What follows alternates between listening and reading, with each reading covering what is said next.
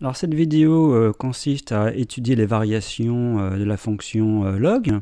C'est la suite de la vidéo donc, précédente qui définit la fonction log et qui donne les premières propriétés. Donc ça sous-entend que ce qui a été fait dans la vidéo précédente est connu. Ce sont des prérequis en quelque sorte. Et je rappelle quand même que la fonction log est définie comme étant la réciproque de la fonction exponentielle. Donc elle est, elle, définie sur 0 plus l'infini et prend ses valeurs dans R. Alors je rappelle quelque chose sur les fonctions réciproques. Vous avez ici une fonction f qui est une bijection de i sur j, et g c'est sa réciproque, elle va de j sur i. Eh bien, on sait que pour tout x dans j, vous avez f de g de x qui vaut x. Et quand on dérive membre à membre, ici vous avez 1, et là vous avez la dérivée de ça, c'est g' f' de g de x. Bon, alors ce que je vais faire, ça c'est une forme générale pour tout x dans j.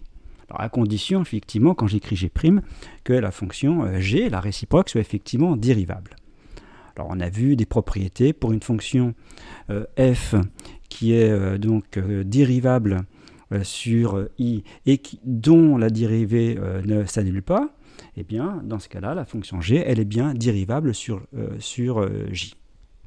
Alors, si je prends la fonction exponentielle, donc à la place de f, je prends la fonction exponentielle. Ici, je mets log à la place de g. Donc, ça fait la dérivée de log, c'est ce que je cherche. Voilà. G, c'est log. Alors, f, c'est la fonction exponentielle, et la dérivée d'exponentielle, on sait que c'est elle-même. C'est exponentielle. Donc ça me donne la dérivée de log fois exponentielle de log de x égale 1. Je vais l'écrire peut-être plus proprement. La dérivée de log fois exponentielle de log de x égale 1. Et ça, c'est pour tout x strictement positif. Or, exponentielle de log de x, c'est x. Donc je remplace ici par x, et donc il vient que la dérivée de log, c'est 1 sur x. Donc on obtient comme dérivée de log 1 sur x. Ça, c'est pour tout x strictement positif. La dérivée de log, c'est la fonction inverse. Alors du coup, on obtient directement les variations de la fonction log. Alors voilà donc le tableau de variation de la fonction log. On sait que sa dérivée, donc c'est 1 sur x, et 1 sur x, c'est strictement positif, sur 0 plus l'infini. Donc la fonction log, elle est bien strictement croissante. Alors en petit complément, j'en profite, parce qu'on a vu une autre vidéo sur la convexité. Si je fais la dérivée seconde, ici, de la fonction log, c'est-à-dire la dérivée de 1 sur x, c'est moins 1 sur x carré, donc ça c'est une remarque. C'est simplement pour rappeler que si je fais le signe de la dérivée seconde, c'est moins 1 sur x carré, c'est donc négatif. Et dans ce cas-là, on sait que la fonction log, elle est concave. Alors, c'est-à-dire quoi qu'elle est concave? On peut prendre la représentation graphique de la fonction log. Ça veut dire qu'en fait, que ces tangentes, chaque tangente se trouve au-dessus de la fonction log. On pourrait ici le constater si par exemple, je prends GeoGebra, vous voyez, vous avez la courbe, vous prenez n'importe quelle tangente, elle est située au-dessus. Bon, ça c'est une petite remarque, la concavité de la fonction log. D'ailleurs, je n'ai pas parlé pour la fonction exponentielle, mais la fonction exponentielle, elle est convexe, puisque si je fais la dérivée de la fonction exponentielle, c'est exponentielle, et si je redérive une deuxième fois, c'est toujours exponentielle. Donc la dérivée de la dérivée seconde de la fonction exponentielle, c'est exponentielle. C'est donc strictement positif, et on sait dans ce cas que la fonction est convexe. Ça, c'est une remarque, je ferme la parenthèse. Donc pour la fonction log, il reste à déterminer la limite en plus l'infini et la limite en 0. Puis après, il y aura la limite, ce qu'on appelle croissance comparée. Alors d'abord, la limite en plus l'infini. Alors on a conjecturé que la limite de log de x en plus l'infini, c'était plus l'infini. Alors comment on démontre ça? Eh bien, on va recourir à la définition d'une limite en l'infini qui est l'infini. Alors comment on démontre ça? Quelle est la définition? Dire que la limite en plus l'infini c'est plus l'infini, ça veut dire que quel que soit le réel A, quel que soit, donc je prends un réel A quelconque, il faut que je trouve un x0 à partir duquel toutes les valeurs de log seront supérieures à ce réel A. Donc il s'agit de trouver un réel x0 pour lequel, pour tout x supérieur ou égal à x0, on a log de x supérieur ou égal à A. Alors ici, je pourrais mettre strictement, ici, on met supérieur ou égal. Donc peut-on trouver à chaque fois, donc pour n'importe quel réel, on pourrait marquer avec des opérateurs logiques, pour tout A appartenant à grand R, il existe x0 appartenant à grand R tel que. Bon. Alors comment on fait ça? Donc il faut le traduire. On veut trouver ici un x0 qui vérifie ça. Donc en fait je vais partir de là et je vais procéder par équivalence. Alors on reprend toujours la même équivalence. Rappelez-vous dans la vidéo précédente, on fait un passage ici à la fonction exponentielle. Ici x0 ce sera forcément un réel strictement positif. Parce que on fait du log de quelque chose. Alors, on fait un passage à fonction exponentielle, puisqu'on sait que quand vous avez une inégalité, par passage à fonction exponentielle, vous avez une équivalence. Donc, je vais faire exponentielle de ça et exponentielle de ça. Donc, en faisant exponentielle le log de x, ça me fait x. Ici, ça me fait exponentielle de a. Donc, ça équivaut à ça. Alors, ce n'est pas l'équivalence qui m'intéresse, en fait, c'est cette implication qui m'intéresse. Cette implication. Donc, ça veut dire quoi, cette implication? Ça veut dire que si x est plus grand ou égal à exponentielle de a, eh bien log de x est supérieur ou égal à a. Eh bien c'est exactement ce qu'on cherchait, ça va être le x0. Donc, pour tout x supérieur ou égal à x0, j'ai bien log de x qui est supérieur ou égal à a. Donc on a bien démontré que quel que soit le réel a, on peut trouver un x0 à partir duquel tous les logs supérieurs à ce grand A. Ça veut dire pour lequel, pour tout x supérieur ou égal à x0, le log de x est supérieur ou égal à a. Donc vous voyez, on a besoin de la définition de cette limite-là pour pouvoir démontrer qu'effectivement, la limite de log de x en plus l'infini, c'est plus l'infini. Alors ça, c'est général d'ailleurs avec les réciproques. Si vous avez une fonction qui en plus l'infini admet plus l'infini comme limite, vous avez donc ici une fonction qui est c'est une bijection, vous prenez sa réciproque, et bien en fait vous inversez, ça sera également la limite en plus l'infini sera également plus l'infini. Donc cette méthode-là se généralise. Alors maintenant on veut démontrer cette limite. Toujours pareil qui a été conjecturée dans la première vidéo. Alors ici l'astuce c'est la suivante, c'est de poser grand X égale 1 sur X. On fait en fait par changement de variable, et on va se ramener. Donc on va commencer par limite de log de x quand x tend vers 0 plus. Et ce qu'on veut, c'est une limite avec que du grand X. Alors, que fait grand X quand petit x tend vers 0 plus? Eh bien, ça tend vers plus l'infini. 1 sur 0 plus, ça fait plus l'infini. Donc ici, je vais avoir une limite en plus l'infini. Et donc ici, j'ai log de petit x, et petit x, c'est 1 sur grand X. Donc ça fait log de 1 sur grand X. Alors, si je n'avais pas de propriété de la fonction log, ça ne me servirait à rien, ça. Or, justement, dans la première vidéo, j'ai fait exprès de voir les propriétés de la fonction log, parce qu'on sait que log de 1 sur grand X, c'est moins log de grand X. Donc je transforme ça par, je l'écris ici, par moins log de grand X. Le moins, je le sors dans la limite, ça fait moins limite de log de grand X quand grand X tend vers plus l'infini. Et bien on vient de démontrer que log de grand X en plus l'infini c'est plus l'infini, donc comme il y a un moins devant, ça fait bien moins l'infini. Donc on a bien démontré que la limite en 0 plus c'est moins l'infini. Donc déjà ce qu'on a justifié, c'est le tableau de variation complet qui avait été conjecturé dans la première vidéo, c'était ce tableau de variation de la fonction log sur 0 plus l'infini, déjà strictement croissante. La limite en 0 c'est moins l'infini, et la limite en plus l'infini c'est plus l'infini.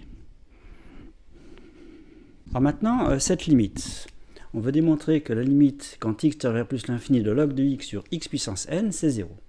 Et n, c'est un entier naturel non nul. Donc ça commence par n égale 1. Par exemple, log de x sur x, en plus l'infini, c'est 0. Alors, on verra ce que ça signifie concrètement au niveau de la croissance.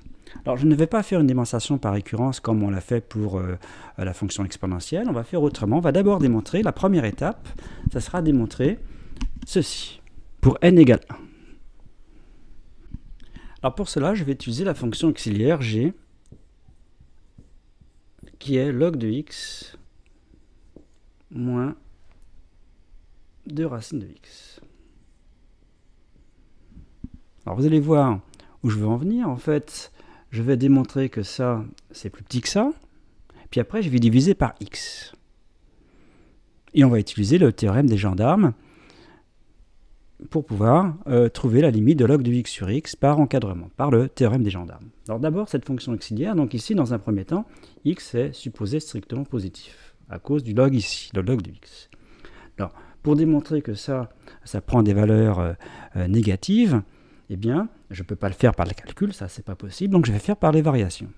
Donc je vais faire g', la dérivée de log de x, c'est 1 sur x, moins la dérivée de racine de x, c'est 1 sur 2 racines de x, et comme j'ai 2 ici, j'ai fait exprès de mettre 2, c'est pour voir que ça se simplifie, ça me donne 1 sur racine de x. En réduisant au même dénominateur, donc il suffit que je multiplie ici par racine de x, ici, en haut et en bas, ça me fait 1 moins racine de x sur x. Et donc, c'est du signe de 1 moins racine de x. Alors, 1 moins racine de x, on sait que ça s'annule pour x égale 1. On sait que la fonction racine carrée, elle est strictement croissante. Donc, on obtient le tableau de variation de la fonction g. Donc, voilà le tableau de variation. Alors, il n'est pas fait. Simplement, j'ai mis le signe de 1 moins racine de x, puisque g', c'est du signe de 1 moins racine de x. Donc, ça s'annule pour x égale 1. C'est négatif ici, c'est positif ici. Donc la fonction g elle est croissante, puis décroissante. Je n'ai pas besoin de calculer les limites, parce que en fait, la valeur en 1, si je fais g de 1, si je remplace x par 1, log de 1, ça fait 0. Ici, ça fait moins 2 fois racine de 1, donc ça fait moins 2.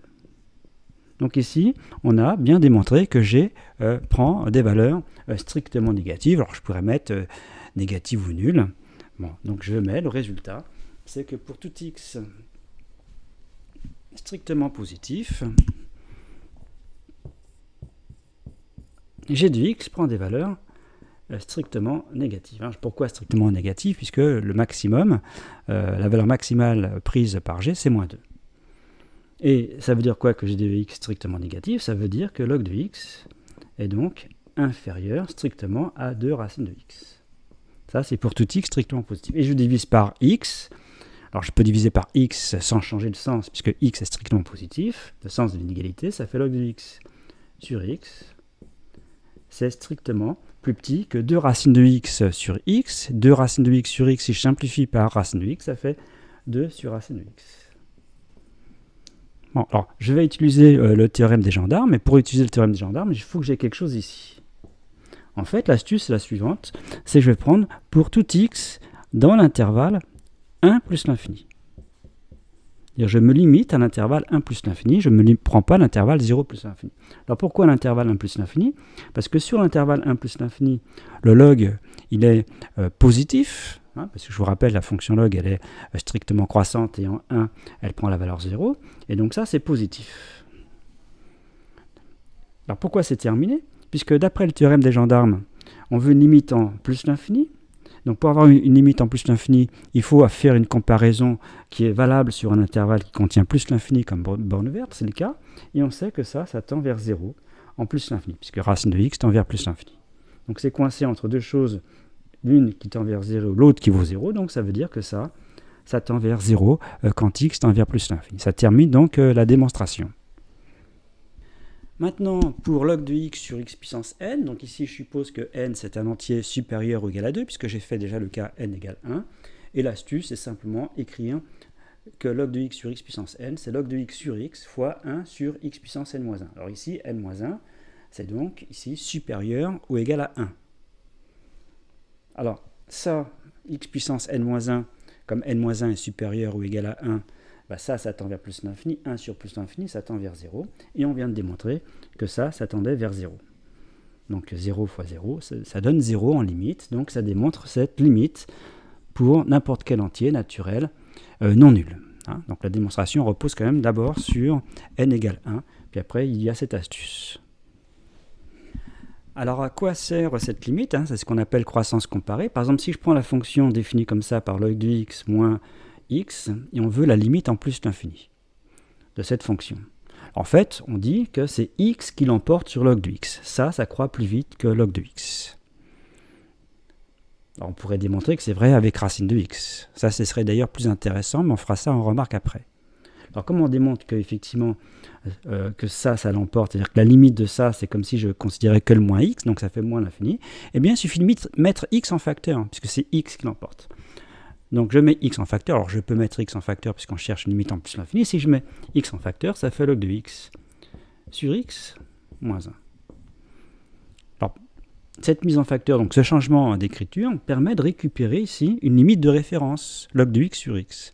Et log de x sur x, on vient de dire qu'en plus l'infini, ça tendait vers 0. Donc, toute cette parenthèse, ça tend vers moins 1. Et ça, x tend vers plus l'infini. Donc ça tend vers moins l'infini. Quand x tend vers plus l'infini. Alors, c'est bien de rédiger. Hein, si on dit c'est x qui l'emporte sur log de x, donc la limite de ça, c'est la même que moins x, c'est un peu court hein, comme démonstration. Donc, on change l'écriture et on se ramène avec, on fait appel à des limites de référence. Alors, en fait, j'ai dit que c'était plutôt avec la fonction racine carrée, hein, que c'était plutôt intéressant, puisque si on fait les courbes, hein, par exemple, si je prends x ici, je prends log de x, bon, ça perçoit bien que ça croît plus vite. Par contre, si on prend racine de x, c'est un peu similaire hein, comme croissance. Donc, qu'est-ce qui croît le plus vite entre log de x et racine de x? Alors, évidemment, ma figure ici n'est pas très propre, mais c'est pour comprendre l'intérêt des croissances comparées. Hein. Donc, il faudrait démontrer que limite de log de x sur racine de x, quand x est un plus l'infini, c'est 0. C'est-à-dire c'est racine de x qui l'emporte sur le log. C'est-à-dire vraiment, log, c'est la croissance la moins rapide, hein, même par rapport à racine de x, par exemple. Alors, pour faire ça, l'astuce, c'est, encore une fois, c'est de se rappeler qu'on avait ça. Hein, strictement, on avait, je crois, obtenu ici 2 sur racine de x, bon, ici 0, pour n'importe quel x strictement supérieur à 1. Donc ça, c'est ce qu'on avait démontré. Eh bien, ce que je vais faire, je vais prendre à la place de x, je vais prendre racine de x.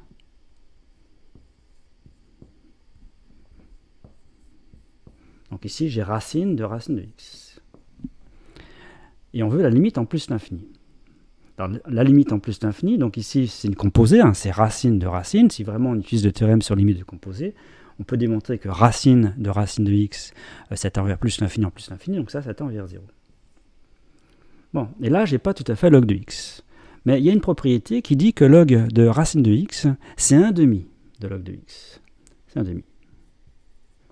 Log de racine carrée de x, c'est 1/2 de log de x. Ça se démontre également, hein, assez facilement. Et comme c'est 1/2, il suffit que je multiplie par 2 des deux côtés. Et donc, on obtient ça. Et donc, par comparaison, on obtient que log de x sur racine de x, la limite, c'est bien 0 en plus l'infini. Alors, pourquoi log de racine de x, c'est 1/2 de log de x? Parce qu'on pourrait l'écrire comme ça. On pourrait écrire log de x et remplacer x par racine de x au carré. Ça, c'est log de x. Pour x strictement positif. Et on applique la propriété, donc ici, du log. On sait que log d'un carré, ça fait 2 log de racine de x. Donc 2 log de racine de x, c'est log de x. Donc on obtient que log de racine de x, c'est 1/2 de log de x. Donc ce n'est pas une démonstration bien compliquée.